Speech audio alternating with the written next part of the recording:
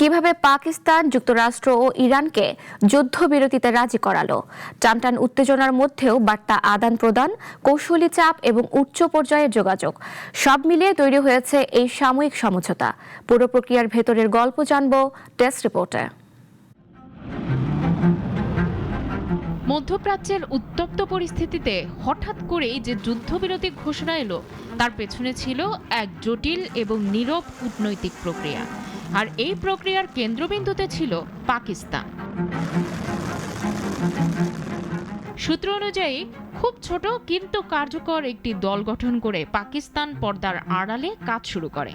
তারা সরাসরি বৈঠকের বদলে বাক চ্যানেল কূটনীতি ব্যবহার করে যুক্তরাষ্ট্র ও ইরানের মধ্যে বার্তা আদান প্রদান চালিয়ে যায়। পাকিস্তানের প্রধানমন্ত্রী এবং সেনাপ্রধান এই প্রচেষ্টার নেতৃত্ব দেন।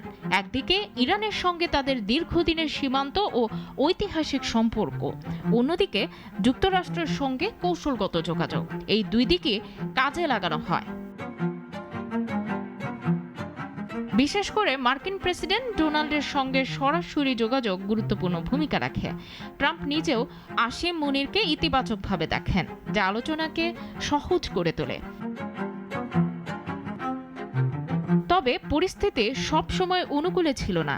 ইসরায়েলের হামলা এবং সৌদি আরবে পাল্টা আক্রমণের ফলে আলোচনা এক পর্যায়ে ভেঙে পড়ার আশঙ্কা তৈরি হয়।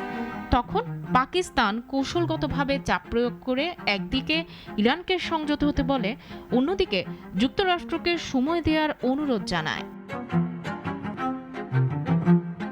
পাকিস্তান বুঝতে পেরেছিল সরাসরি কোনো পক্ষকে চাপ দিয়ে নয়, বরং উভয় পক্ষকে সম্মানজনক সমাধানের সুযোগ দিয়ে সফলতা পাওয়া সম্ভব।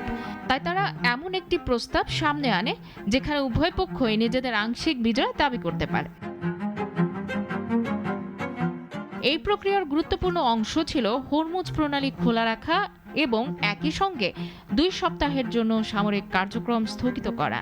এটি একটি ট্রাস্ট বিল্ডিং মেজার হিসেবে কাজ করে।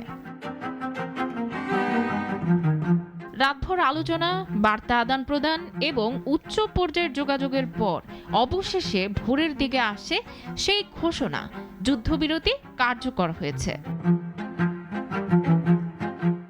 তবে সমঝোতা এখনো খুবই নাজুক। দুই পক্ষের মধ্যে আস্থার ঘাটতি রয়ে গেছে এবং যে কোনো মুহূর্তে পরিস্থিতি আবারও উত্তপ্ত হয়ে উঠতে পারে।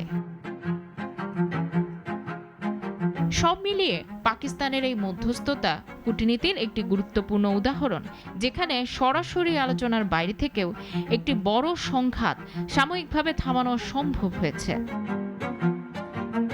শামীমা ইসলাম, নাগরিক।